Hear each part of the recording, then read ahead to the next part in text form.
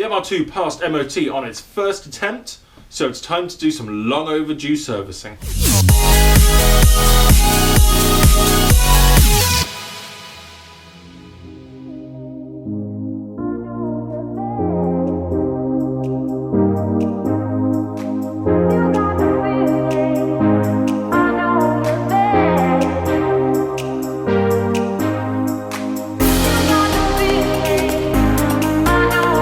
Okay, so the first thing I'm going to do with the service, spark plugs. 3 bolts hold the guide in place, and with this removed, the HT leads can be disconnected. Remove each plug in turn, taking care not to knock anything into the cylinder whilst it's open. When replacing the plugs, tighten them by hand first, and then finish with at most a quarter turn of a wrench. Over-tightening these plugs can strip the thread within the cylinder head. Finally, replace the HT leads, making sure they click onto each plug.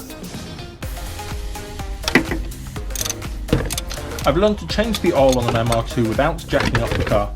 Having warmed up the oil a little by idling the car for a minute or two, moving one piece of undertray gives access to the sump and filter with enough clearance to drain the old oil into a pan.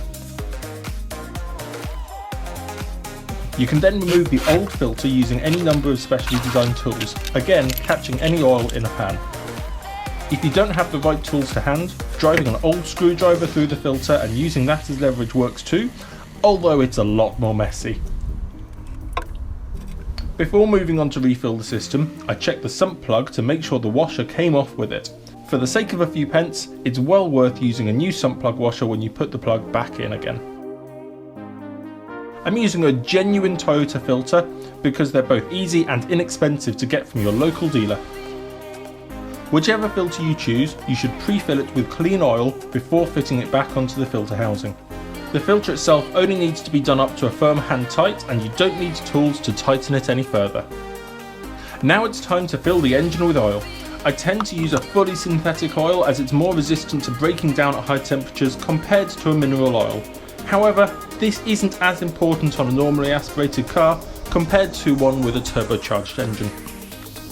Brand new oil can be difficult to see on a dipstick, but once the level has been checked and topped up if required, it's time to start the car and take it for a spin.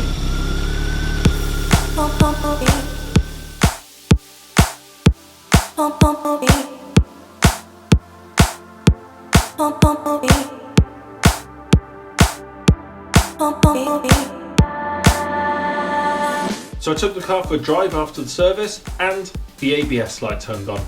You can access trouble codes using the diagnostics port in the engine bay. All it takes is to connect the right couple of pins within the plug using a paper clip or small piece of wire. I connect TC to E1 and that puts both the ABS and the power steering into diagnostics mode. The codes are read via flashing lights on the instrument cluster. In 2 groups of flashes, the ABS light is showing us code 34.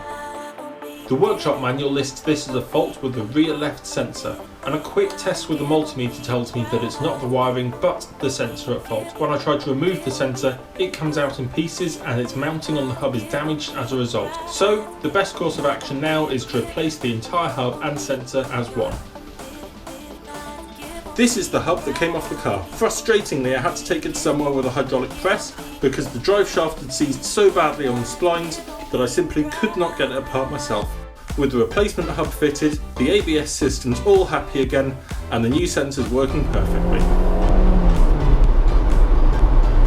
And this is the car back on the road. It all seems pretty happy really. So we're going to start looking at a few nice little tasty mods. Definitely exhaust, definitely induction, and we'll probably also look for some wheels at some point. Subscribe to the channel and come along on the journey with me.